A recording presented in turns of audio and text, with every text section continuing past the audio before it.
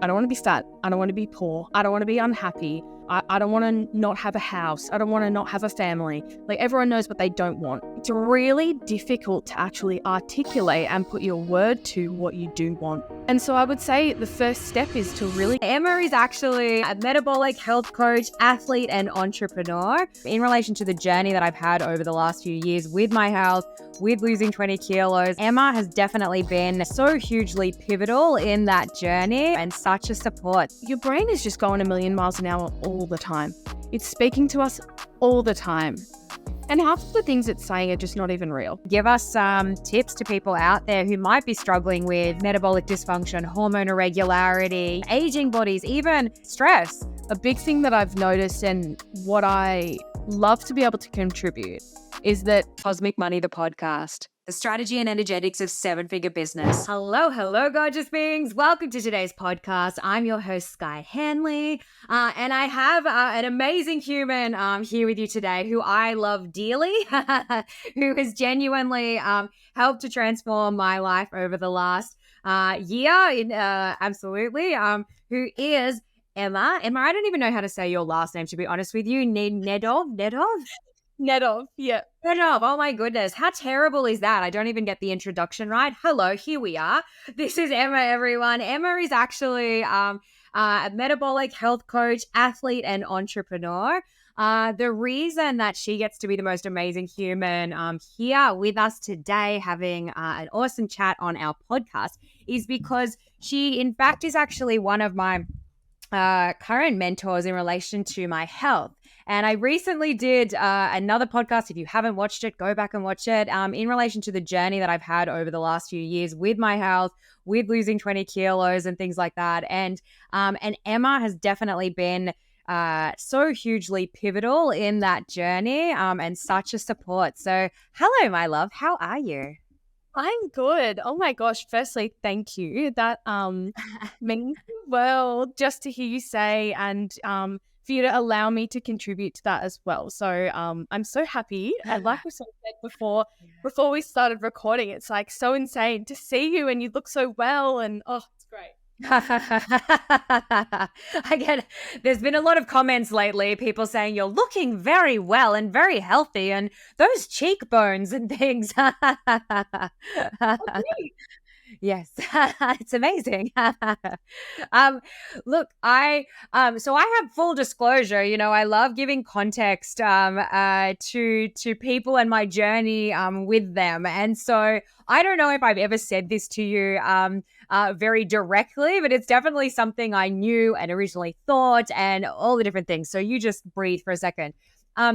I was actually quite worried about becoming a coaching client of yours, and working with you, initially. And I say to all of our listeners out there, I have a pretty decent ego on me most of the time. And so I was like, I don't know, who is this, young girl? She's going to performance coach me in all of my amazing coachness.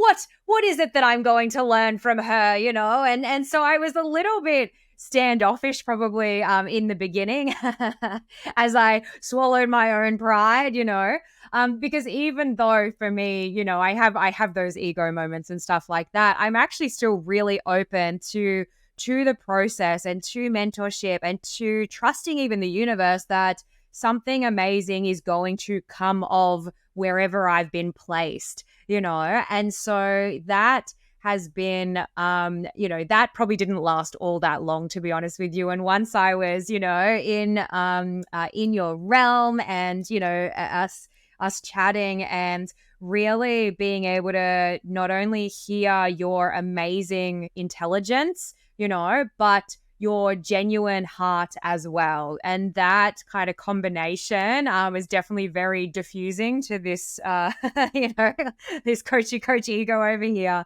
And that's what's been so amazing and transformative, so I have to obviously say thank you so much for all of that. Oh man. I mean, look, I can understand that. I know that I definitely dealt with big imposter syndrome when I first started working with people because predominantly my clients were a fair amount older than me. And, I didn't want them to sort of have that initial what does this person know? Like they've lived only, at the time, 26 years of their life. Like they don't have as much experience as me. And so I feel the same. I totally understand. And I'm a firm believer that as a coach, what you're sort of feeling is what your coachee is going to feel as well. And so I just sort of took that on board and I was like, okay, look, you know what? If I can contribute just the smallest piece to someone else, then I'm happy with that. So thank you for letting Thanks for being a big jerk. Yeah, you're welcome. You're welcome. But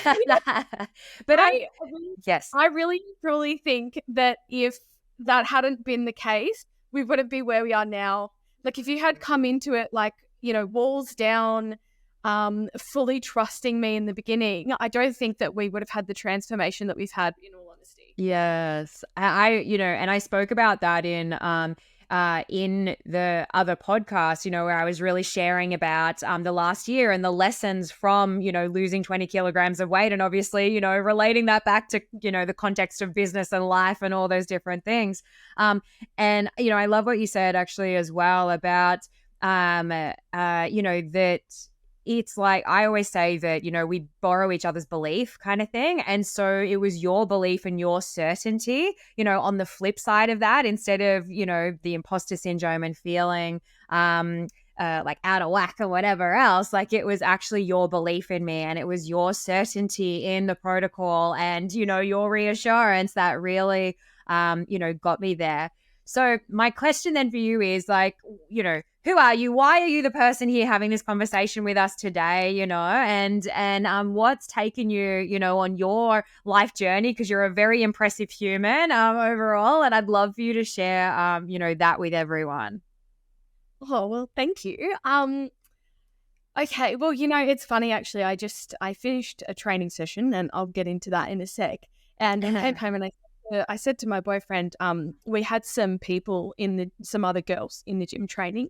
Again, I'll give context in a sec. And I came home and I said, oh, like after all these years, I'm still really struggle with my confidence. Like sometimes I just get nervous that I'm just not as good as I think I am or that I should be, And that was something I was battling for a while. So that means a lot for you to say like, oh, you're such an impressive person to come on here. So, okay.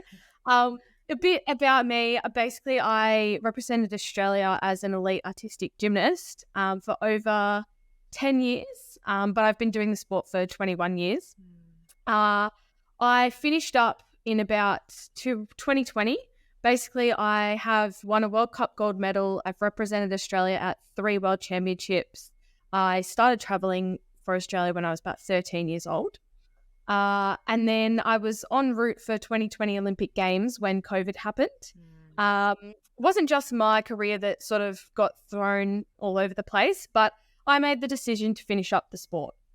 At the time, like I said, I had done it for about 21 years, and unfortunately, we don't really get paid as an elite athlete, and it's just money going out, not a lot of money coming in, to be honest. Yeah. And so from a sustainability point of view, I had a big discussion with my parents, with high performance managers, and made the decision to finish up. So that led me down a long winding path of who am I? I had basically done gymnastics since I was about 5 years old. And I'd heard stories about athletes finishing sport and struggling like with their identity. But I had always thought that I had a really good balance in life, that I had a good social life. I generally trained on my own, and I went to school. I had my school friends, a boyfriend outside of the sport, right? So I thought I had set myself up really, really well, but I really didn't recognize how deep-rooted my identity had been in gymnastics and what I was going to do without that. So for the first year I survived, partied. I got asked to go on a TV show, which was really, really fun. Met some new people. Well, TV show, I don't even know this. So funny. It was, it flopped. So great. It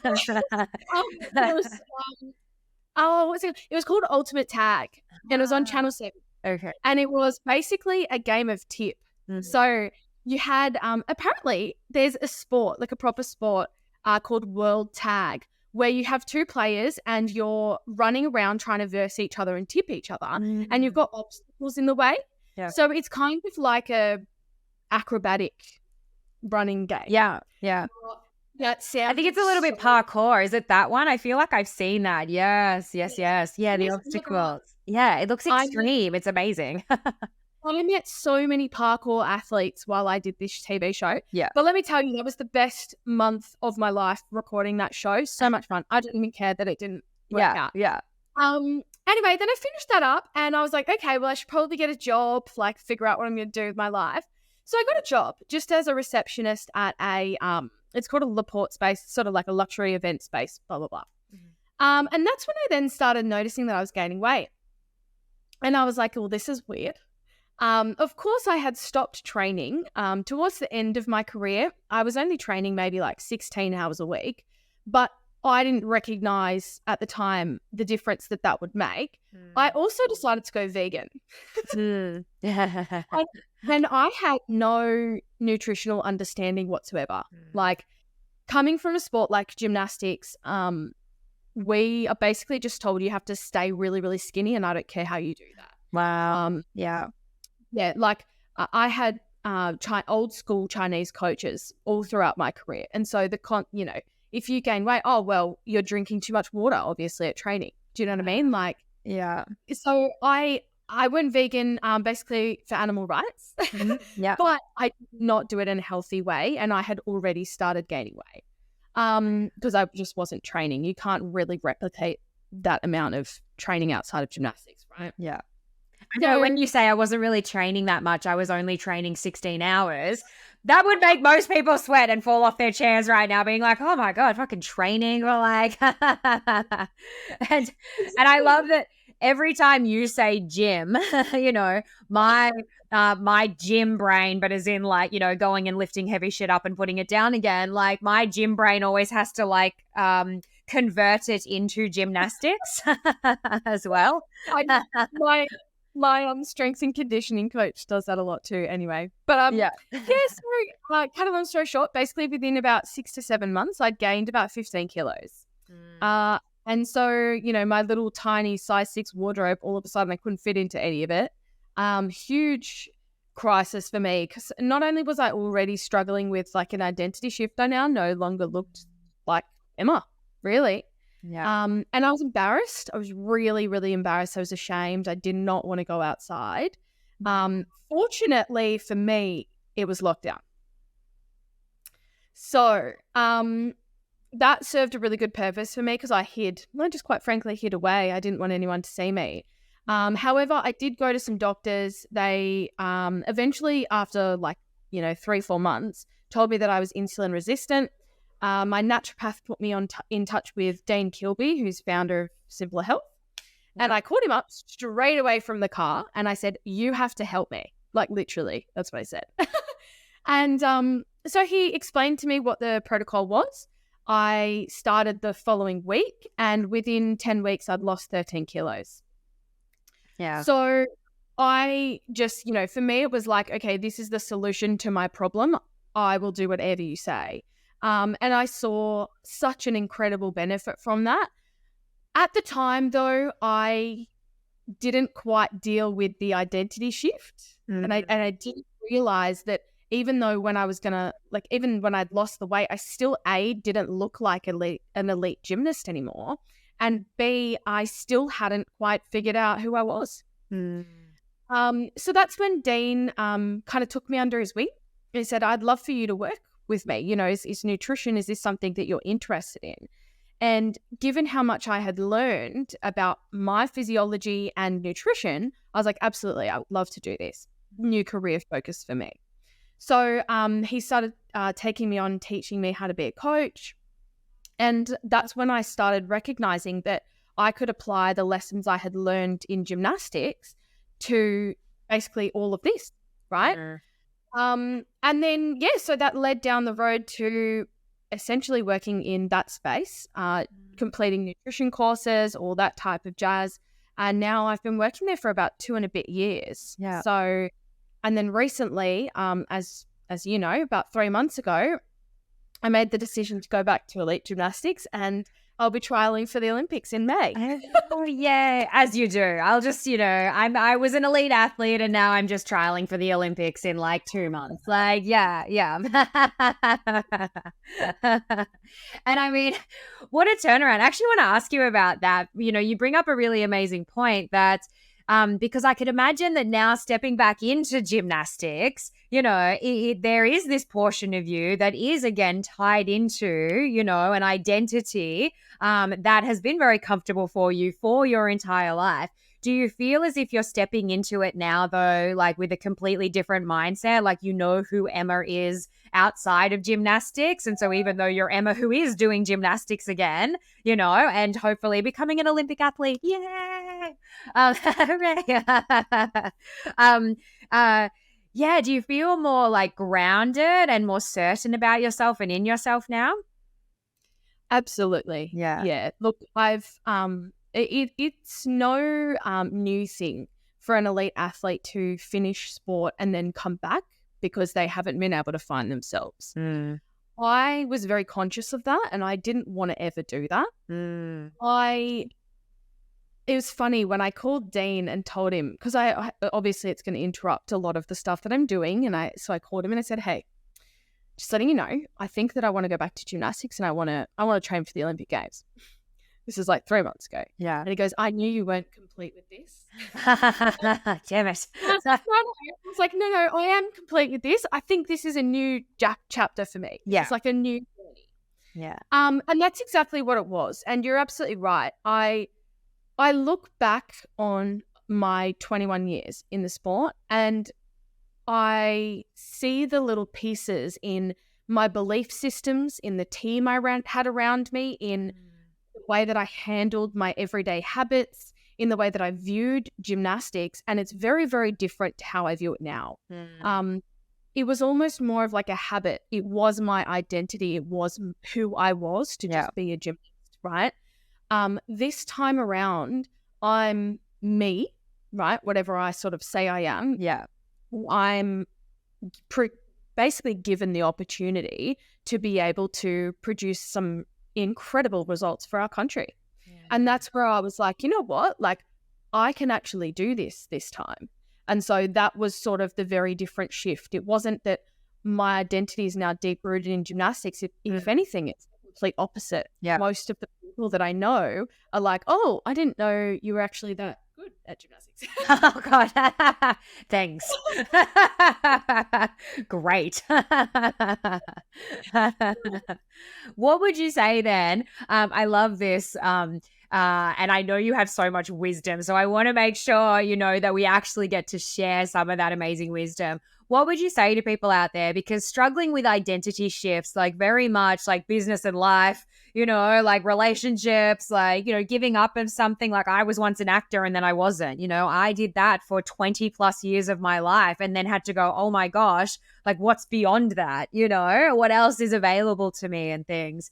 And so, I want to ask you, like, what do you feel like were the pivotal pieces or the bits of advice that you would give for anyone who's maybe in that flux at the moment where they're like trying to find themselves again and, and maybe they've given something up or maybe they're just transitioning or, maybe they just don't love where they're at. What would you say? I've spent my life obsessed with the strategy and energetics of 7-figure business. I've literally traveled the world trying to crack the code. And what I've found is that when you couple the pursuit of making massive amounts of money with the strategy and science of success, plus having a desire for significant impact and contribution, magic happens. That's why I created a free 21-day next level vortex money mission magic. Hell yes to that. This 21-day quantum business challenge is here to shift you into new timelines and realities. 21 days to quantum shift your impact, business, and your bank account. These carefully crafted and channeled tools are the exact things I've used to create a life beyond my wildest dreams, and I'm not done yet. If you're ready for incredible transformation now in all areas of your life, more money and financial freedom, freedom of time, freedom of lifestyle, freedom of choice, better, more connected relationships, greater levels of health, and simply calling in more magic into every single day, then these 21 days are going to blow your mind. 21 days of powerful universal, behavioral, and strategic tools to quantum shift your internal state so that you start to see massive changes in your external reality, bringing the metaphysical into the physical. Join the challenge now and get ready for the most powerful 21-day expansion to quantum shift your impact, business, bank account, and your life. Cosmic Money, the podcast, the strategy and energetics of seven-figure business. No, I would say you've got to be really real with yourself. A conversation that I often used to have with my performance coach when I did gymnastics, when I first started working with him, was around what I want, essentially. And I was fantastic at knowing what I don't want. Yeah. And I really feel like a lot of people know exactly what you don't want, right? I don't want to be fat. I don't want to be poor. I don't want to be unhappy. I don't want to not have a house. I don't want to not have a family. Like, everyone knows what they don't want. And it's really difficult to actually articulate and put your word to what you do want. And we all sort of know deep down what we want, right? But to come out and say it means, oh, okay, I've just actually made that tangible. I've just made that real for myself. And that's hard. And so I would say the first step is to really get real with yourself in what it is that you want. And then it's having an understanding that actually that's entirely possible if you're up for the challenge. Yeah. Yeah. I spoke about the fact that that was probably one of the pivotal moments for me in my journey last year with you. I literally remember the conversation. I know exactly where I was sitting in the house. And I think we spoke for, like an hour or something that day. And you broke my brain. And it seems so simplistic, but it just permeated that day. You know what I mean? That I heard the thing that I needed to hear. And I said to everyone on the other podcast that for me, I was like, I just want to get back to normal. I just want to get back to normal. That was the goalpost. And this amazing conversation that we had, was like, yeah, but what else is possible beyond that? And why can't we strive for that? Like, why go for normal when there's something more amazing and extraordinary available? And what would that look like? And I really came up against this thing where I hadn't realized how much I was limiting myself, and I was like, oh, fuck, like it just floored me, and I again, I see this stuff in business all the time, and I couldn't see it sitting in my own shadow of, within this part of my life. And so, in relation to people's, health and well-being and, all the different pieces, like, what are you super passionate about? Because again, I get to see your passion and hear your passion every single week and tap into you, daily. What is it that you're super passionate about for people out there? I guess that I want people to understand that in order to really be there and be out here in the world and look after those around you to achieve great success, right? With what you're dealing with, you're working with people that have achieved some incredible things within business, right? It starts with you, really. And from what I've understood, there's a cover, there really is a fear, and it's far easier to focus out there rather than out here around you, right? And that starts with taking a real responsibility for you and who you are. And when you empower yourself with that confidence of being well, of being healthy, you open up this world of possibilities where you are able to be real with yourself. You're able to take a few hits and be like, oh, you know what, I'm okay. Like, if you're not well in any manner of ways, whether it's mental wealth, your physicality, you're not going to be able to take as many hits and get back up again. That resilience is not quite going to be there. And if you're wanting to achieve something incredible, which I truly believe everyone is capable of, you've got to be able to take a few hits. Yeah. It really comes back to that identity piece that we were kind of already talking about, right? Like, and for me, I don't know if you do this, you can let me know. Do you do a word of the year? I don't. Interesting. I sometimes do. And they're normally these very like esoteric words, and it's like expansion and amazing, like all these different kinds of things. And last year for me was the first year that I actually picked the word mastery, and mastery was actually my word. And I was like, oh, that's very interesting, and I knew that it was the culmination of like repetition, showing up and doing the thing again and again, across the board in life and existence. And again, there were so many moments last year, I know you and I had, that's like the trust the process, even when you can't see the results, that there is so much more going on, in the background and stuff like that. How would you describe, the emotional aspects of even of mastery, of eliteness, of people going out there and really actually going after what it is that they want, and the different things that potentially are showing up for them? From what I've noticed within myself and within other people, at least that I coach, like I think we've got to be really real in the fact that we're human beings. It's all good and proper to say, yep, you can achieve whatever you want to in your life. You tell someone that and they're going to bump up against a huge amount of fear, a huge amount of emotion. And that's because we're human beings. And I think what took me a little while to understand was how to love that and how to find a complete joy in being able to love and see the best in absolutely everyone, no matter what they're bumping up against emotionally. Some people will have that fear that is a lot more obvious.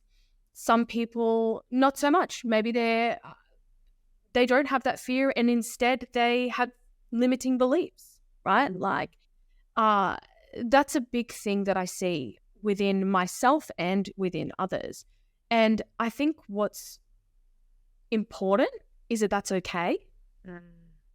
I think we sometimes put too much attention towards our emotional being and towards our internal state. We like to call it our internal state. Your brain is just going a million miles an hour all the time. It's speaking to us all the time. And half of the things it's saying are just not even real. Yeah. And you can be up there and battling yourself, or you can be out here battling the world. And I think it's important to understand that we are emotional beings. We're human beings. That's how we operate. It's how we live our lives. And that's okay. But not to let that run your life. I did a live video actually within the last 24 hours, literally on this exact thing where, which you actually gave me as well, that reminder of that you can be emotional, or you can feel an emotion, or be in a state, or whatever it might be, and you can act anyway, in spite of how it is that you're feeling, because it is just a feeling, or it's a random thought floating through your head, or, and to actually, stay more aligned with your desires and your goals, and not necessarily the momentary feelings that we're having like on any given day. Because guaranteed, I was saying to Emma before, I'm like, oh, I'm a little bit tired today, and my brain's probably not working very well, and all the different things. And it's like, that is a temporary feeling. And we've got to show up, we've got to do the work, and it's like muscle, right? Time under tension, like yeah. I mean, that's a big thing as well that I take into my sport now.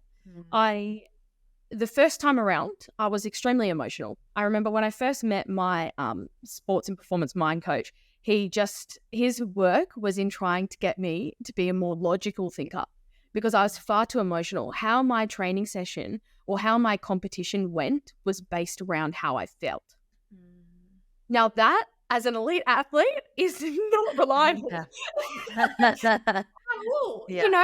Because my emotional state could have been triggered by any number of things. Like, I got on the wrong bus, or my boyfriend wasn't very nice to me today, or my mum pissed me off.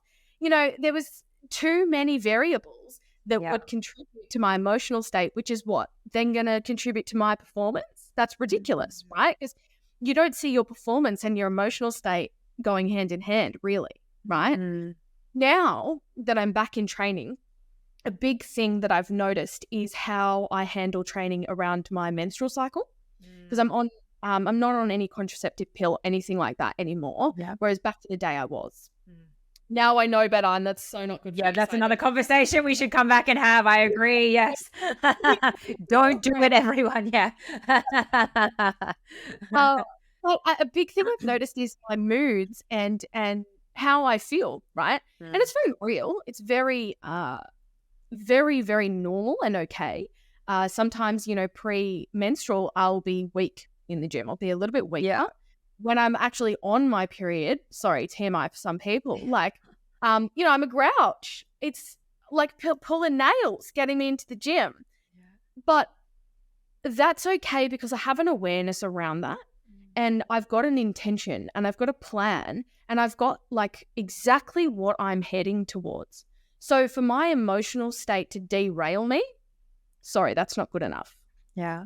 So it's more about, for me in the gym, and same thing with my business and with my coaching, because, sometimes I don't feel like talking to people all day, every day. Well, you can understand that. Yeah.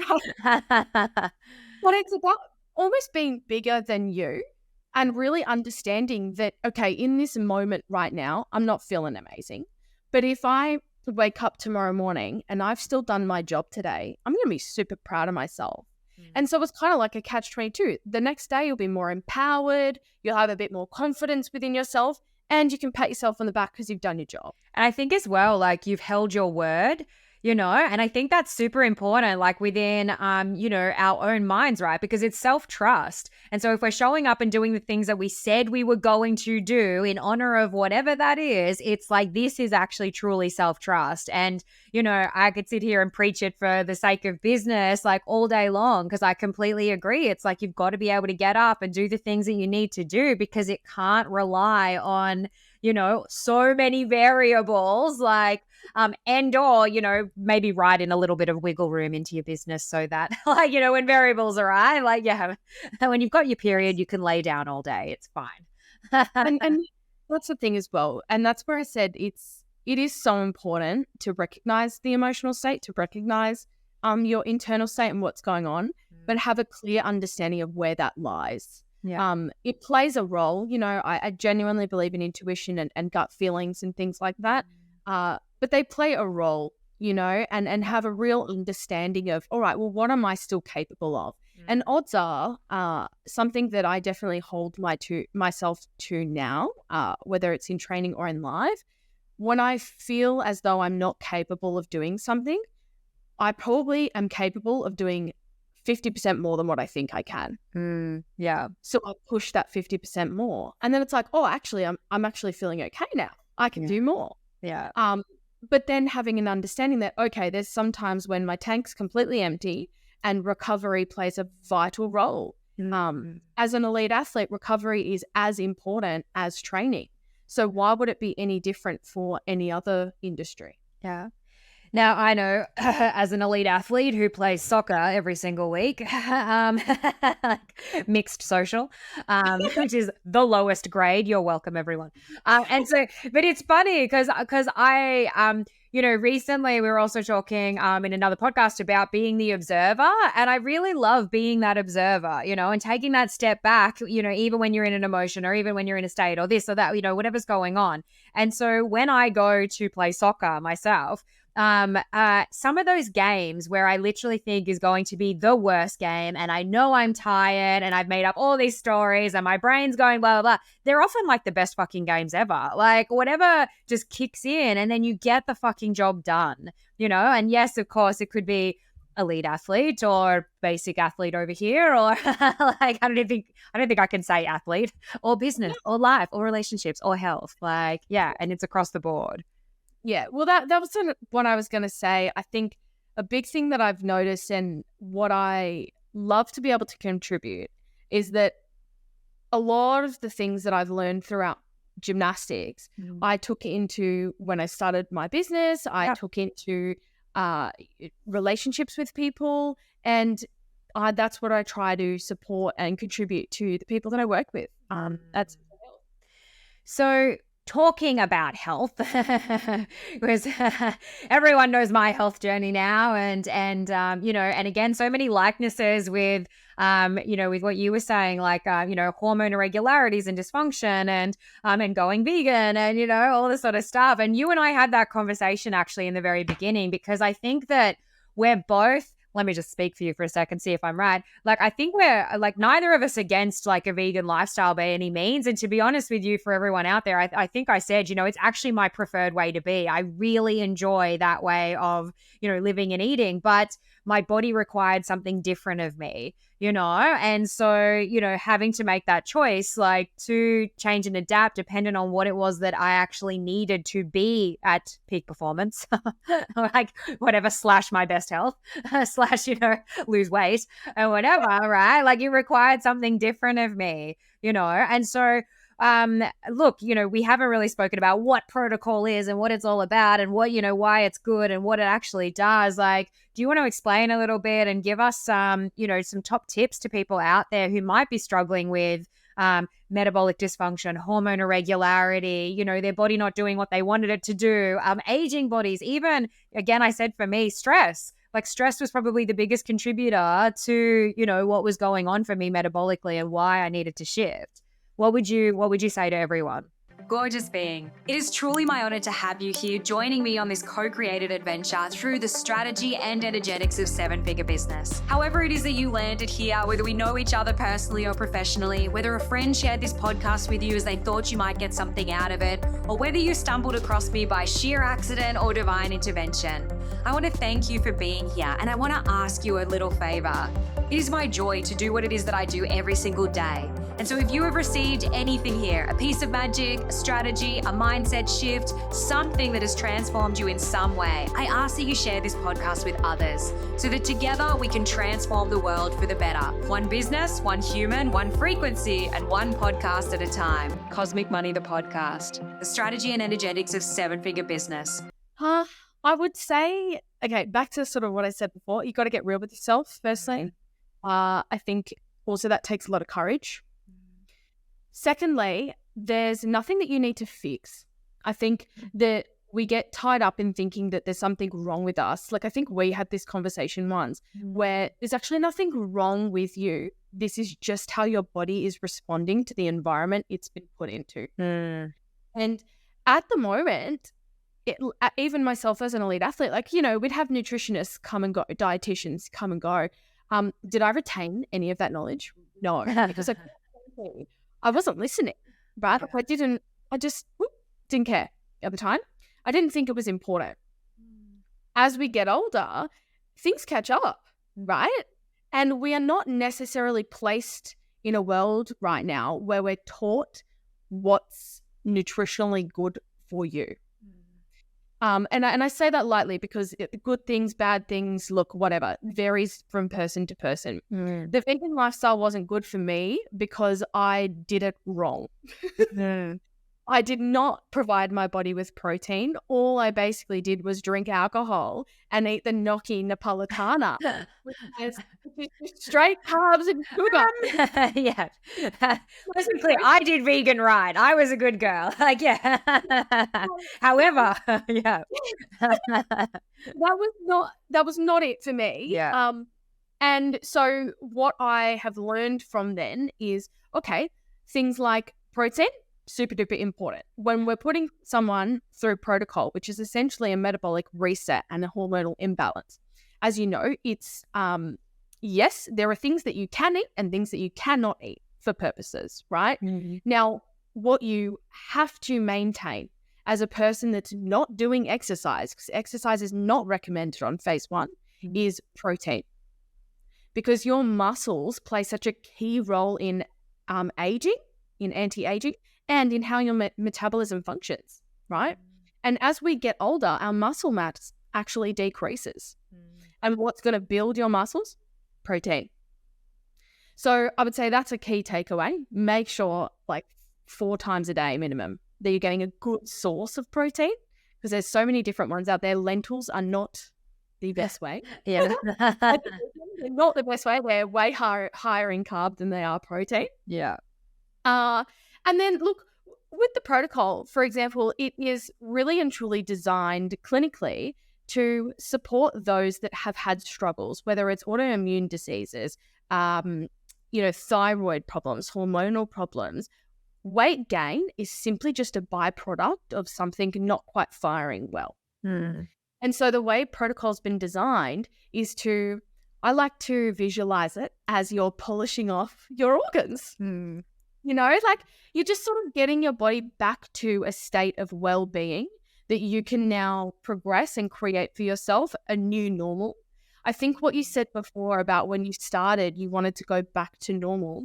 That was also me when I first started protocol. And that's why I got the shock of my friggin' life when I lost 13 kilos and I didn't look like normal. Because I wasn't, my normal for what I thought was normal was being an elite athlete. It's actually really interesting. You just made me realize something too, that even in my going back to normal, like yes, there's that external factor, like, and that's what was in my mind, but I hadn't really made the through line even now until now, of the point that going back to normal also meant like I would be going back to maybe how I was eating before, which wasn't necessarily bad by any means. Like I was eating very healthily, rainbow foods, fucking amazing. But if it's not what my body requires right now, then going back to normal is still going to be absolutely detrimental. And so even in that regard, moving forward with protocol or a variation of, or what it is, whatever it is that my body needs, it's still about that adaptability and like long term, not just going back to a thing or a vision of a box that, I'm putting myself in. Well, I think it also plays into having that understanding of what's possible for you. And what's possible for you is the person that you're going to be, or the person that you are now, right? And who you are right now at 5:30 p.m. is not who you're going to be at 5:31 even. You know what I mean? And so you can't go back, because let's say you go back. If I had gone back to that body that I saw in the mirror and I thought was normal, that would mean that I would have to go back there too. And I had already learned way more than what I knew then. You know what I mean? Yeah. And sort of like embracing this terrifying thought of the unknown of I'm going to be this person that's going to literally reach for the stars and I don't know what I'm going to get from that. Yeah. I think people hold on to like the comfort of what was, over the discomfort of something new and change and difference. And so there's that always kind of plays into it as well, because as you said before, actually naming and claiming something that you want and putting that out there into the universe or accountability or whatever, it's like, but what if I failed? Like that brings up so much more, as you said, fear and things like that in it for sure. Yeah. Absolutely. And I think that's one thing, that I've learned through the protocol, because like you said, you didn't eat an unhealthy diet. And most of the time when people come to us, they've actually been recognizing that there's something not right and that, they've gone gluten-free, they've gone dairy-free, they've cut out sugars. They always come to us with a somewhat healthy diet, right?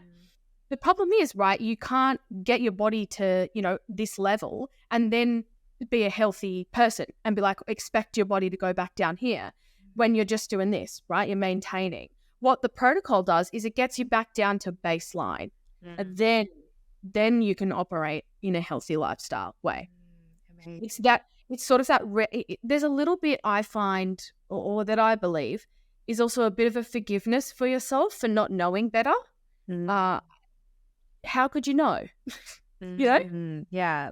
It is interesting because I think about, a year ago, let's say, and definitely like there was probably more trigger and emotionality in it and stuff like that. And I said very openly, I enjoyed the squishy ears. It was nice to be squishy for a little while, but I decided I didn't want that anymore and something needed to change. And I think maybe even the word actually that just came up to me for me, was there was probably some resentment and some entitlement as well. I would say the entitlement being like, why the fuck? Like, why is this happening? Or it shouldn't happen, or like blah, blah, blah, all those different bits and pieces. And I think there is an amount of forgiveness and, and dropping away, and trust, like self-trust, like I spoke about before, like actually doing the things that you promised that you would, and showing up on repeat. And again, for me, as I said, that connective piece was being like, right, I am dedicated to mastery, and mastery is a forever thing. I don't think we just get to the other side of it and we're like, awesome, I did the mastery thing. Yay, and so for me, I think that's been some of the most pivotal stuff along the journey, and I feel, I said as well in my podcast, it was like, it would seem to be in 3-month blocks. I was like, let's just be resentful for 3 months and not land it and not get it right. And then I was like, okay, now let's be entitled instead, because I'm doing all of the things and I'm not getting the result I believe I somehow should, and then there was like another 3 months, like, yeah. I think a lot of it also comes down to ownership, having that true ownership of this is what I choose. Yeah. Not, as a coach, it's not me pushing it on my clients. I've been coached my whole life as an athlete, and a coach to me represents someone that's going to be there of support.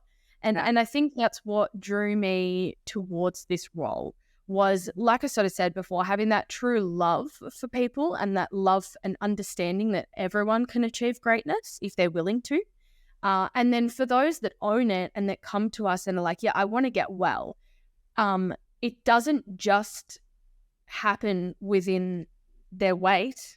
Everyone starts with I just want to lose weight. And then it leads into such a transformation in the rest of their lives, right? But what drew me to that, and what I think even Trev and Dean, the other coaches on Simplr Health, love about it, is just being able to support and stand there and be like, I understand this, and see from the outside those little blind spots, like what you said, and stand there and say, it's okay. We're going to get through it together. Yeah. Yeah. Speak to, you and I could probably talk about this all day, but I just, I highly rate look, I'm a coach. I'm going to highly rate coaches and coaches coaching coaches, right? But this is literally, it's how we break through to those new amazing next levels, and exactly, I sit here in all of my up myself wanker ego saying, I'm an exercise specialist, I'm a strength and conditioning coach, I'm a clinical holistic nutritionist who still needed, support to be that mirror, back at me, and you got to be that amazing human. Lucky you, like, calling me out on my own shit and all the rest of it, right? Like, and but that's what I said, I'm so humbled that I get it though. So even in those moments of seeing, being the observer, seeing my ego come up, thinking I fucking know everything, but also humbly knowing I needed help and knowing I needed a mirror and knowing that all of the brilliance in my own brain, got me to the place where I was, and to get somewhere different, I needed other input. What would you say to all of that? I would say also it takes letting go of what you believe to be true. I think as no, how dare you? God damn it. Yeah. None of us, we take that so personally. It was like a personal attack to be told, oh no, actually there's new evidence now that's contradicting what you believe. Yeah. Yes. That's such a interesting human behavior, because new facts and new things come out all the time, and what a below generation believes to be true is going to be different to what the above generation believes to be true, and this can be relatable within business, right? Let's look at how different branding has become. People now love a story, they love a personal piece of a branding that back in the day was never something that people would go towards. Yeah. And it really takes letting go of what you believe to be true and being able to embrace something different. And what's exciting in that is that by the time you've latched onto the new thing, there's going to be something else that comes out. Yeah. Yeah. I say many times, like, change is inevitable, and it's those who adapt fastest that survive. And I think it was Charles Darwin who said that. And it's like, like I've just taken that throughout my entire existence, where it's like, like if I just embrace variety and variability and change and difference, and I understand that that's actually a part of existence and life, then things are going to go a lot smoother than me holding on to some past version of myself or some thought or some feeling or, all the different bits and pieces. Yeah. All right. Final question is, and I ask all of our guests this, if you could give, our amazing listeners out there, one major piece of advice in relation to, look, we say the strategy, the energetics, the behavioral science, that's going to help them, in business, in life, in their health to take things to the next level, what would that be? Oh, struggle to always find one thing. You could pick. I'm the same. Pick like 3 or 4. It doesn't worry me. Go for it. Yeah. That commitment to like one thing. That has to be perfect.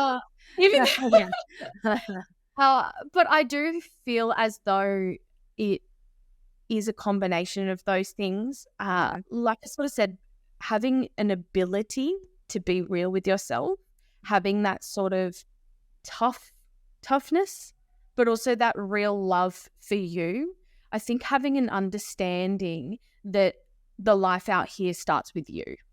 And if there's something incredible and great that you have in the back of your mind that you would like to achieve, it's time for you to create a incredible and great you and put your word to that and be able to have integrity of that as well.